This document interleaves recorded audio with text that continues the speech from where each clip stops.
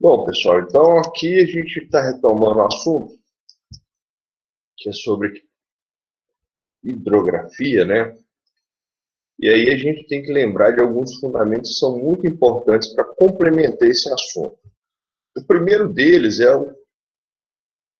é a questão da nossa região hidrográfica, ou seja, né, eu posso trabalhar, estudar a questão hídrica em diferentes escalas.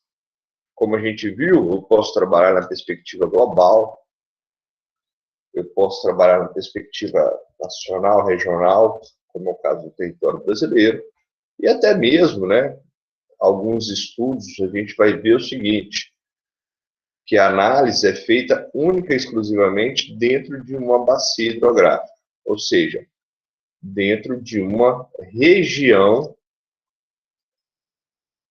hidrográfica. Tá? E aí a gente viu que essa região hidrográfica, ou essa bacia hidrográfica, ela é constituída pelos cursos d'água, né? É importante a gente lembrar que a gente tem os cursos d'água, que são as drenagens, né? Os rios, córregos, etc. Ela é constituída pelo relevo, né? Constituída e dividida, delimitada pelos os divisores de água, que seriam os relevos, né? Insere-se nessa bacia a vegetação, né? A ocupação dela, né? Ela tem seu ponto inicial, que seria a nascente, dividida depois entre alto, médio e baixo curso, o que seria a perspectiva de você dividi-la entre a nascente, a parte mais alta, depois uma parte intermediária, o médio curso, e a foz, que é o local em que essa bacia vai ser despejada, digamos assim, dentro de um mar ou até mesmo dentro de outra bacia hidrográfica, né? Vale lembrar que a gente também divide essas bacias hidrográficas numa perspectiva de hierarquia, né? E aí a gente pode entender por que alguns rios vão desaguar dentro de outros rios, né? Então, basicamente, esse processo introdutório a gente viu, a gente fez até uma análise sobre a questão das barragens, né? Aqueles conceitos que a gente escutou muito nos últimos meses sobre construção de barragens a montante, a jusante, né? E por aí vai. Tá? Então, a gente analisou isso. Uma outra perspectiva importante que interfere no estudo de uma determinada bacia hidrográfica, ou até mesmo dentro das análises que a gente vai ver nos próximos nos exercícios, né, é também integrar ou relembrar a questão do ciclo hidrológico. Né?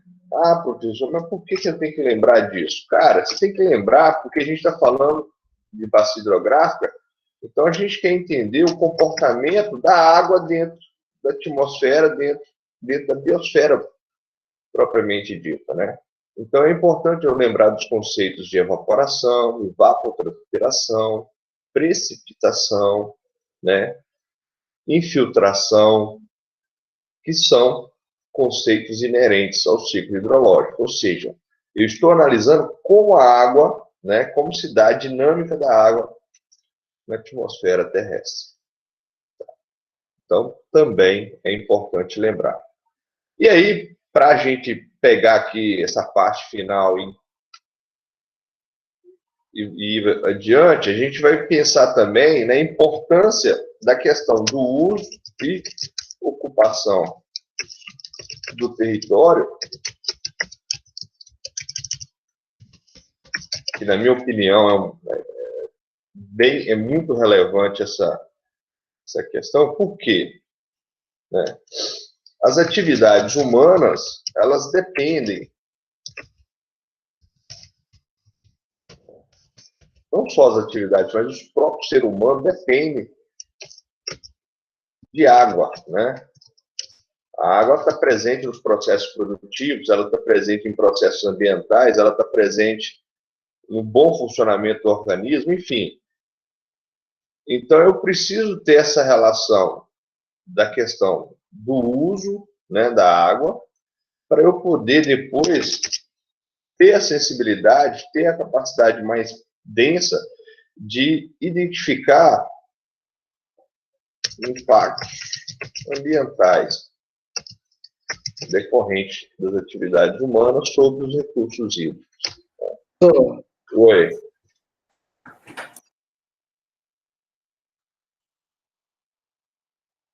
Daqui a pouco eu falo. Diz aí, Edgar.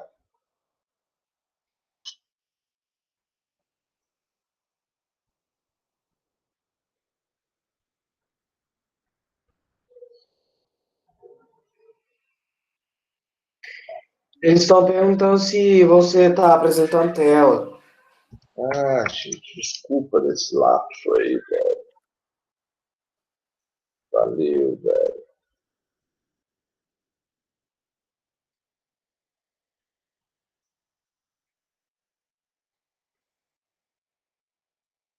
Era para estar apresentando, Edgar. Valeu, cara. Ai, meu Deus. O que eu estava falando mesmo? Ah, tá. Bom, eu estava apresentando essa tela aí, que devia estar aparecendo para vocês e tal, mas vamos lá, desculpa aí pelo lapso. Então, eu estava descrevendo o seguinte, quando a gente vai falar da questão hídrica, né, então é bom a gente lembrar de alguns conceitos. O primeiro é o de bacia hidrográfica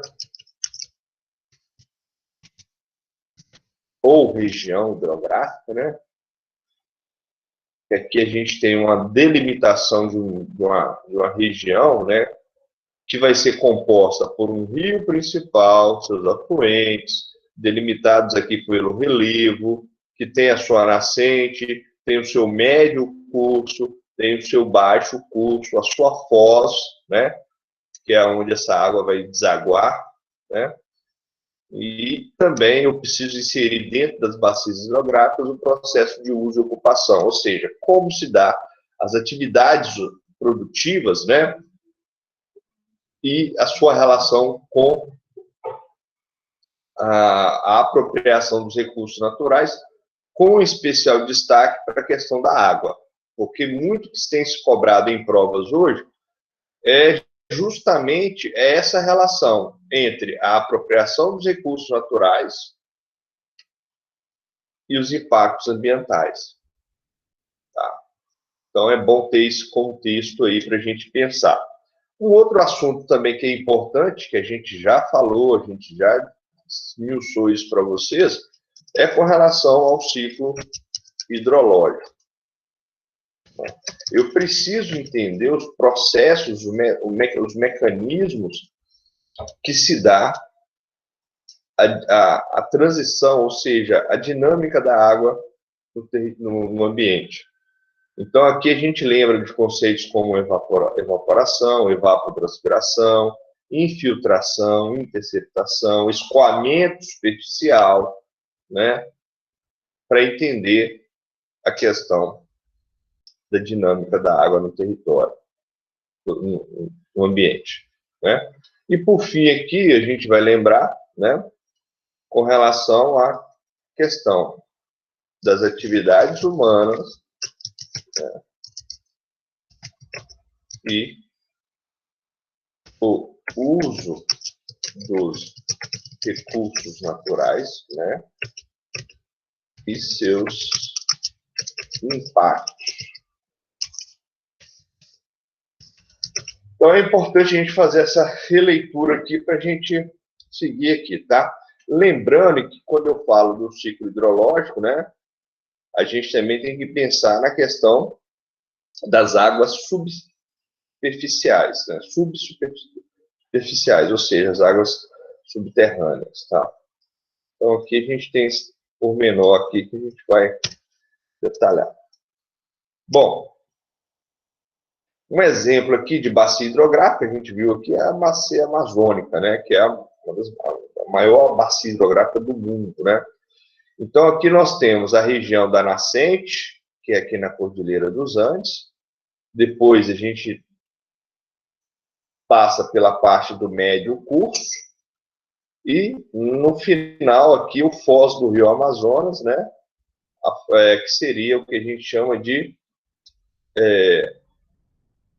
de baixo curso, né? E é onde a água deságua no oceano, né? E aí a gente tem aqui um relevo ao norte, os escudos das Guianas, que separa aqui com a bacia, por exemplo, do Orinoco, fica próximo aqui na Venezuela. A gente tem aqui o Planalto Central Brasileiro, né, o Planalto Brasileiro, que divide aqui a bacia amazônica em relação ao rio Tocantins, o Araguaia, os rios aqui da região centro-oeste, propriamente dita, né? E aqui a oeste a gente vai ter outro delimitador, ou outro divisor de águas, que é a Cordilheira dos Andes, né? Então, aqui a gente tem esses detalhes, aqui a gente está vendo a relação da divisão, né, das bacias hidrográficas. Então, olha só, você tem duas linhas de comunheiro, duas vertentes, né? Então, aqui você tem uma bacia hidrográfica, aqui você tem outra, e assim por diante. E aí a gente consegue entender também um pouquinho da hierarquia das bacias hidrográficas, né? Então, se a gente pegar a nossa região, analisar o rio Piracicaba, ele vai desaguar no Rio Doce, por sua vez, vai desaguar no Oceano Atlântico, né? Então, a gente tem essas situações. A gente também quer falar das questões da hierarquia, né? Que compõe aqui uma bacia hidrográfica, os rios subafluentes, afluentes, né? E rio principal, né? Geralmente, o rio principal ele vai ser um nível de base, ou seja, ele vai ser a cota altimétrica mais baixa de uma região, e serve de base, de referência aí topográfica para a gente, né? Aqueles exercícios que a gente fez lá no início do ano, né? E aí a gente vai entender também, quando eu falei agora há pouco sobre a questão da apropriação do território, né? O uso e ocupação do território, como é que isso interfere na dinâmica natural do planeta, a gente vai perceber um pouco melhor o porquê que acontecem imagens como essa aqui, ó. Então, isso aqui é uma imagem em Bangkok, na Tailândia, né? E aí é uma região que chove muito, né? E aí o que acontece? Foi feito um projeto de intervenção do ambiente, construção de cidade, pontes, etc., interferiu negativamente na dinâmica da água, e aí os problemas estão aqui presentes. Então, é muito comum esse tipo de imagem em áreas urbanas. Por quê? Porque ao apropriarmos do ambiente, né, ao desenvolvermos nossas atividades econômicas, produtivas, muitas vezes a gente desconsidera a dinâmica natural. E aí, quando a gente pega, por exemplo, a relação do ciclo hidrológico dentro de uma dada bacia hidrográfica, a água vai querer fazer o caminho mais simples para ela. Ela vai escoar da melhor maneira que ela achar ali. E aí, quando você constrói uma cidade no meio desse escoamento, a água vai estar ali presente. E aí, se soma-se a interferência antrópica na dinâmica hidrológica, você soma-se o desmatamento, o rápido escoamento superficial sobre essas superfícies antropizadas, né, como é o caso do asfalto, concreto e tal, soma-se ainda a pobreza, que vai gerar aquele monte de lixo, resíduos, etc., o consumo, tampa ali as redes pluviais, né, aquelas redes de drenagem no asfalto, por exemplo, e aí dá isso aqui, né? E aí a gente sabe as consequências disso, né? Bom, aí a gente já tinha falado também sobre a questão dos aquíferos, né? Os diferentes tipos. E aí a gente vai falar um pouquinho mais sobre o Brasil agora para ganhar. A gente começa o exercício. Ó, eu tinha comentado sobre os aquíferos, né? Alguém tinha comentado, nós só temos 2 aquíferos no Brasil? Não. Os principais são esses, né? O alter do chão pelo seu tamanho, pela sua capacidade de retenção de água, e o Guarani, por causa também da sua capacidade hídrica, mas, sobretudo, pelo uso, né, que se dá em cima dele. Então, cidades importantes do Brasil, como Ribeirão Preto, né, cidades ali do interior de São Paulo, no centro-oeste, sul do Brasil, dependem dele como forma de abastecimento, utilização de irrigação, né, entre outros. Então, é importante. Aqui a gente tem outros aquíferos, né, que também são importantes para suas respectivas regiões. Tá? Bom, no caso do Brasil, né, a gente vai ter um território marcado pela tropicalidade, ou seja, o nosso regime de precipitação, os nossos climas, né, são muito favoráveis ao rendimento da nossa hidrografia, né, da nossa rica de hidrografia, né, e a gente pode analisar, né, a organização do território brasileiro a partir da seguinte lógica. Primeiro, nenhum rio brasileiro deságua no Oceano Pacífico. A explicação é muito simples, é entender que no meio ali você tem um paredão chamado Cordilheira dos Andes. Então, as nossas drenagens vertem ou vão em direção ao Oceano Atlântico. A gente tem 3 grandes divisores de água, né? Como eu falei, os escudos das Guianas, ao norte, o Planalto Brasileiro, na região central, e a oeste, a Cordilheira dos Andes, né? Associado à tropicalidade, bem como a nossa estrutura de relevo, que é marcada pela presença de planaltos, né? A gente vai ter uma hidrografia muito favorável à geração de energia hidrelétrica, de energia a partir das hidrelétricas, né? Então, isso é uma característica natural que contribui imensamente para a nossa produção energética. Se a gente fosse comparar com outros países, né, tem que usar energia nuclear porque não tem condições naturais como a do Brasil, né? Bom, uma coisa interessante no Brasil, diferente de outras regiões, é que nós temos muitos rios e poucos lagos. Né? Os lagos mais famosos são os lagos de Pato lá no Rio Grande do Sul, né? Lagoa de Patos. Isso é uma característica marcante do território brasileiro. Tá? O predomínio de foz em estuário, né? Que é aquela área que se dá deságue no oceano. A maioria dos rios, né, tem regime pluvial, né, e correm em áreas planálticas, predominam e também predominam rios perenes. Ou seja, o que abastece os nossos rios? A chuva, né? Não é a única forma de abastecer, mas do ponto de vista direto, né? Mas a gente também entende que essa chuva, dentro do ciclo hidrológico, contribui para a infiltração, e aí no período de estiagem, como nos meses de inverno, os aquíferos continuam com a nossa perenidade aí, né? Então, por que alguns rios não secam no inverno quando para de chover? Porque você tem ali uma recarga também proveniente de aquíferos, né? Então, aqui a gente tem essa conjuntura aí. Sobre os usos dos rios no Brasil. A gente pode falar que os rios brasileiros são usados para diversos fins. Acho que a primeira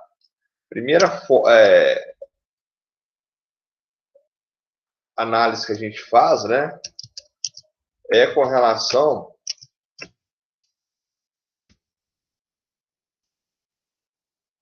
vou colocar aqui um foco para a gente ver.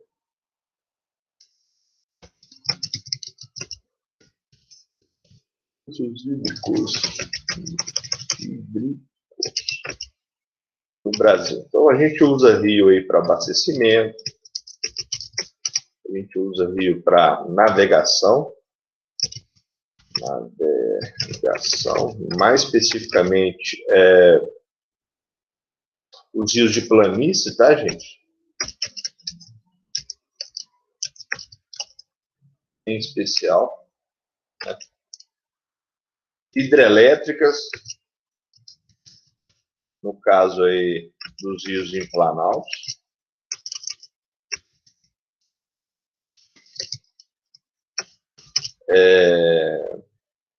Irrigação. Além de outros usos, né? A gente poderia colocar aí lazer, né? Pesca, entre outras atividades aí também, beleza? Mas no Brasil a gente pode destacar esses usos aqui, tá? Bom, e a gente tem diversas bacias hidrográficas, né? E no caso aqui a gente divide as nossas regiões hidrográficas em 12. As principais e as mais lembradas, acrescentaria aqui mais uma, a bacia do Rio da Prata, a do Rio Paraná.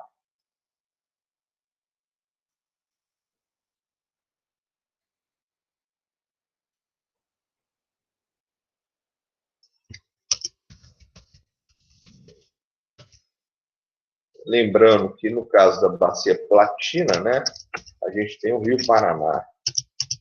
Só para a gente lembrar que é importante, que é muito usado. Tá? Alguma questão, gente?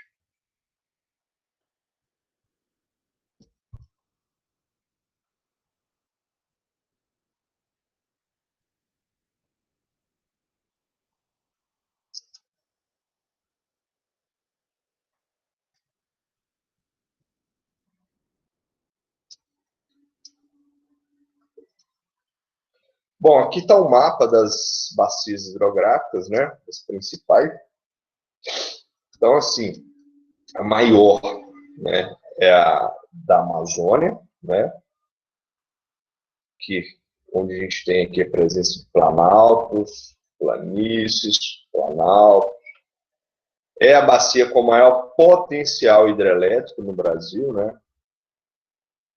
Nos últimos anos foram empreendidos aqui grandes projetos de geração de energia, como é o caso de hidrelétricas como Belo Monte, Santo Antônio, Giral, né?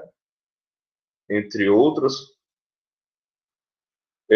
O uso aqui na Amazônia, é interessante a gente notar que, além das hidrelétricas nessas partes de Planalto, os rios contribuem muito para a logística da região. O que eu quero dizer? Os rios são muito utilizados para navegação, né? Se a gente for pensar na perspectiva histórica, até 1950, por exemplo, você não tinha rodovias para integrar a Amazônia ao restante do território brasileiro. Então, a cambotagem, né? Você pegava um produto aqui, botava aqui no Porto de Santos, ele ia para o navio, entrava aqui no Amazonas e ia rio adentro, acima aqui, para poder chegar nos lugares, né? A partir dos anos 50, 60, se começa a integrar essa região, mais ou menos integrar, com a construção de alguns corredores viários aqui, né? Belém-Brasília, Transamazônicas, etc. Né? Então, aqui na região a gente tem uma importância muito significativa, então muitas pessoas viajam nos rios aqui, né? E uma coisa curiosa, né? Então você tem transporte de mercadorias, porque você tem aqui o polo industrial de Manaus, e além disso você tem outras indústrias, né? Apesar de ser uma região pobre do ponto de vista industrial. E uma coisa interessante que a gente tem aqui no Brasil, aqui nessa região, que é a presença de piratas, tá? Então você tem piratas aqui nessa região também. Então, os navios são transportados aqui com segurança, armada, escolta e tal, porque de vez em quando os caras assaltam aqui os navios, tanto de transporte de pessoas quanto também de mercadorias, né? Então o Jack Sparrow também anda por aqui, beleza? Bom, questões ambientais, como a gente já falou, as hidrelétricas, os grandes projetos de mineração, garimpo, a próprio avanço da agricultura, desmatamento, tudo isso vem impactando negativamente nessas áreas, né? Bom, aqui a gente tem duas bacias hidrográficas interessantes, que é a do Paraguai e a do Paraná, elas vão se integrar à bacia do Rio da Prata, né, que já pega aqui na região entre Argentina e Uruguai. Então, historicamente, a bacia platina tem uma importância desde o período da colonização, né? E no caso do território brasileiro, propriamente dito, a gente pode pensar o seguinte: a bacia do Paraná, ela vai ter usos diversos, mas eu chamaria atenção aqui pela sua localização para a questão do transporte de grãos, né? Ou seja, como ela está próxima aí a uma região de centro-oeste e tal, então muitos grãos, muitos produtos agrícolas são jogados no rio, né? Jogados no rio não, né, gente? São transportados pelos rios. E aí a gente tem que lembrar do contexto geológico, geomorfológico aqui, que aqui a gente tem a presença de alguns planaltos também, né? Então a gente vai pegar o mapa lá do relevo e vai entender que aqui tem alguns planaltos. Então como é que se resolve esse problema, né? Então alguns rios aí da região têm eclusas, né? Tem obras de engenharia que permite você nivelar o canal do rio para que ele consiga permitir a passagem de um navio, né? Então seria obras de engenharia que ajudam a nivelar, vencendo a diferença do relevo. E uma outra coisa muito interessante nessa parte aqui, né, é a questão das hidrelétricas. Então aqui é a região que você tem grandes hidrelétricas, grande aproveitamento energético, como você tem aqui hidrelétricas de Itaipu, Ilha Solteira, né? Aqui no Rio Paraná tem várias hidrelétricas, né? E aí, olha só que coisa interessante. Além das hidrelétricas, né, você também tem algumas áreas de corredores de transporte, mas também tem a questão dos conflitos, né? Os conflitos socioambientais que esses empreendimentos geram na bacia do Paraná. Por exemplo, quando você constrói hidrelétrica, você desloca pessoas, você tira gente das suas propriedades, então você tem ali o movimento de atingir barragem, né? Você tem inundação de sítios arqueológicos, cidades, patrimônios históricos, etc., né? E, então, dentro dessa região aqui do Paraná, a gente tem grande produtividade energética, mas também a gente tem que lembrar dos conflitos socioambientais, beleza? Então, aqui também é importante. Outra bacia hidrográfica que eu gosto sempre de lembrar dela é do São Francisco, né? Mas para isso a gente vai até usar aqui um mapa específico. Então, o Rio São Francisco, né? É um dos rios mais importantes, não só da América do Sul, na minha opinião, porque ele junto com o Rio Nilo, são os rios que conseguem manter o seu regime perene, mesmo atravessando áreas semiáridas, né, áreas com baixa precipitação. Né, o Rio Nilo lá atravessa o Saara, o São Francisco atravessa aqui o semiárido nordestino, né? Ele nasce aí na Serra da Canastra, em Minas Gerais, e vai em direção ao Nordeste brasileiro ali. Ele atravessa diversas cidades, e mediante essa diversidade geográfica no qual ele está inserido, ele vai permitir diferentes usos. Então, tem regiões do São Francisco que você vai ter pesca, como é o caso aqui do norte de Minas, aqui. Né? Você tem geração de energia hidrelétricas, então aqui, ó, esse lago aqui, esse pontinho azul aqui, é a hidrelétrica de Três Marias, aqui próximo a Pirapora, né, que é usada para gerar energia, né? Você tem outros projetos de geração de energia, como Paulo Afonso, Xingó, Sobradinho, né? E aí a gente nota isso. E uma coisa muito interessante, né, que a gente está destacando aqui, ó, a região da depressão sertaneja, né? E aí a gente tem aqui Depressão São Francisco, passa aqui na região do Sertão, né? Aqui é, como por exemplo, a região de Cabrobó, né? Que é muito lembrada por causa da produção de de Macunha, né? Mas também é uma região árida pra caramba, com baixo índice de precipitação, e a presença do rio ajuda a amenizar isso, né? Então, muitas pessoas que vivem em áreas de baixa precipitação em outras partes do mundo, quando chega no Nordeste brasileiro, quando chega no semiárido nordestino, ele fica impressionado, porque eles conseguem perceber a presença de recursos hídricos, como é o caso do rio aqui, coisa que em alguns lugares não tem. Por exemplo, se a gente for para a região do Atacama, né, na Cordilheira dos Andes, a oferta hídrica lá é muito menor do que a nossa. E, curiosamente, os caras conseguem até produzir gêneros agrícolas na região do Atacama. Então, a gente pode refletir sobre essa questão e pensar, bom, será que é possível a gente melhorar a gestão hídrica e produzir aqui nessa região que historicamente é marcada pela pobreza, pela fome, né? Então, tem alguns estudos que estão indo nessa vertente, eu acho bem interessante essa análise aqui. Tá? Então, o que mostra o Brasil como um país fora do normal, digamos assim, né? Então, aqui a gente tem esse deslocamento todo dele aqui, né? Ele é chamado Rio da Integração Nacional, Rio dos Currais, porque durante o período da colonização, né, principalmente depois ali do ciclo da cana-de-açúcar, o interior do Nordeste foi responsável pela produção agrícola, né, para abastecer a zona da cana. Então, as margens do rio foram sendo substituídas aqui por fazendas, por zonas agrícolas, para poder abastecer as cidades. Então, ele também tem essa peculiaridade, né? Até regiões como o caso de Ouro Preto se beneficiava diretamente do Rio São Francisco. Por quê? A produção agrícola aqui não dava conta, então você tinha que trazer de outras regiões comida para abastecer a região do Ouro Preto. E seguramente, né, o Rio São Francisco tinha um impacto significativo nisso, né?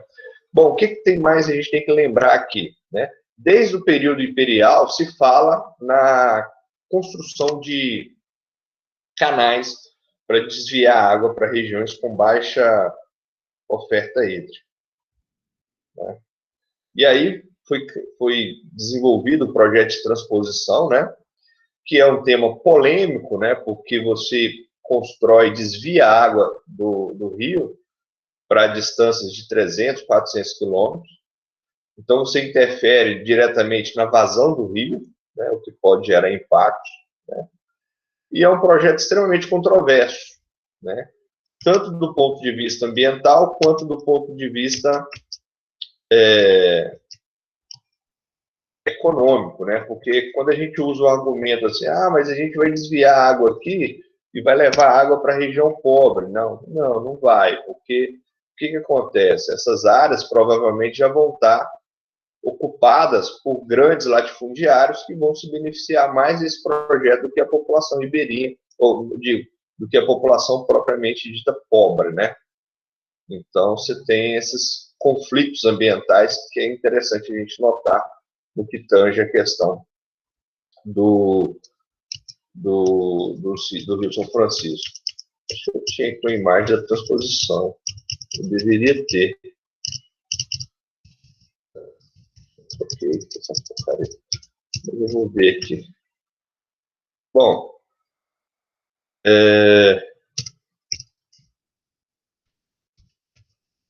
aí olha só, vou pegar uma outra bacia aqui só para a gente comentar aqui. Vou falar da bacia aqui da nossa região, né? Então a gente está aqui no Atlântico leste, sudeste, né? Aí a gente tem aqui o Rio Doce, que, como a gente viu nos últimos anos, né, sofreu impactos aí decorrentes da rompimento de barragens, né? Então, uma barragem aqui próxima aqui a Ouro Preto, Mariana, né, foi sentida bem aqui no litoral brasileiro, na região de Linhares, propriamente dita, né? Então, mostra o quanto é dinâmica essa questão da gestão ambiental das bacias hidrográficas. Muitas vezes, uma prefeitura, quando vai trabalhar um projeto de análise ambiental, ela fragmenta a bacia. Então, o rio não é só daquele município, ele é de vários, né? Se a gente pegar o rio Piracicaba, por exemplo, ele nasce lá na região de Catas Altas, ali próximo a Ouro Preto ali, então ele vem passando por várias cidades, até chegar aqui em Patinga, e depois desaguar no Rio Doce. Então, a gestão ambiental de uma bacia hidrográfica é extremamente complexa, por isso que eu falei que a gente tem que lembrar sempre da questão dos usos, tá? Outra bacia hidrográfica que também chama atenção é aqui, a do Tocantins-Araguaia, porque ela passa aqui pelo centro-oeste brasileiro, então tem muita utilização de irrigação, né? Assim também como é o Rio São Francisco. E aqui, mais especificamente aqui na região, aqui a gente tem também algumas hidrelétricas, como a hidrelétrica de Tucuruí. Então, são alguns exemplos aí de análise que a gente pode fazer. Bom, aí aqui a gente tem dados de vazão, né? Então, o Rio Amazonas, a bacia amazônica é que tem maior vazão, né? Aí a gente consegue fazer a análise aqui de precipitação média anual e a sua respectiva vazão e a disponibilidade, né? Então, a bacia amazônica, ela tem mais precipitação, a vazão é maior e a disponibilidade de água na região é significativa. Agora tem um detalhe. Quando a gente vai analisar o acesso à água tratada, potável, aí a situação já muda, tá, gente? Cuidado com esse detalhe aí, né?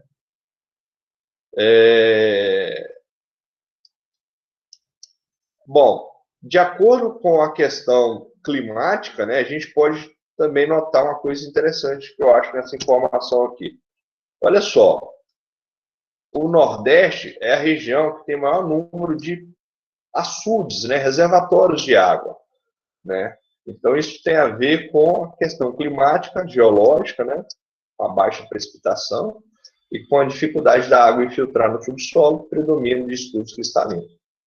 Então, historicamente, essa região mantém água a partir desses açudes, né? Então, é importante lembrar.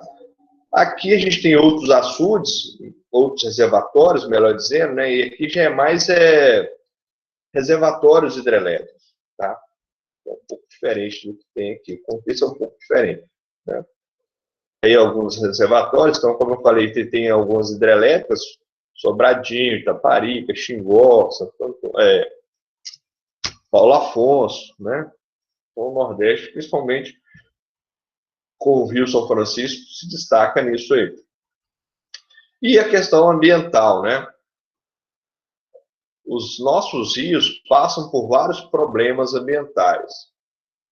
Despejo de resíduos sólidos, domésticos, industriais, lixo, né? Desmatamento, né? Problemas relacionados à bacia hidrográfica, agricultura ali que despeja agrotóxicos. Então, isso tudo vai gerar uma série de consequências. E aí a gente tem alguns índices de qualidade de água, como é o caso do DBO, né? O OD, né? O oxigênio dissolvido, o fósforo, turbidez, então a cor da água, né? A questão aqui do oxigênio que pode interferir, por exemplo, no que a gente chama de eutrofização, né? Que é quando a água começa a dar aquele aspecto, começa a ficar cheio de cianobactérias, e aí acaba causando desequilíbrio ambiental, né? O IQA, que é um índice de qualidade. Então, esses indicadores servem de referência para a gente. E aí a gente tem alguns desses indicadores, por exemplo, índice de qualidade de água 2001 a 2015. Olha só, Sudeste, né? Como é que fica bem ruim aqui essa condição. Por quê? Como você tem muitas atividades produtivas, então você despeja mais lixo, mais poluição, né? Além dos fatores de interferência antrópica nas bacias hidrográficas, aí você pega um rio Tietê, por exemplo, você olha para aquilo e olha assim, não, esse cara está morto, não tem mais o que fazer, né?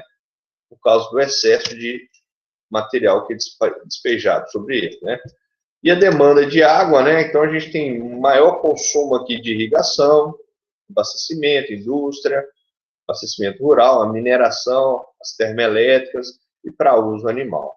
Então, esses são os usos mais recorrentes aqui de retirada, né, E aqui também o cálculo de retorno, né, das atividades da água para o ambiente. E aí alguns usos preponderantes, né? Então você tem abastecimento urbano, industrial e termoelétrico por regiões. Aqui para a questão de usos rurais, né? Então uso animal, irrigação e mineração. Então no norte você tem mais para abastecimento, uso animal. Aqui no centro-oeste, principalmente por causa da pecuária, né? E por aí vai. Sem mais alguma coisa, já deu hora também, né? Certinho, 1 minuto além. Dúvidas, meus prezados?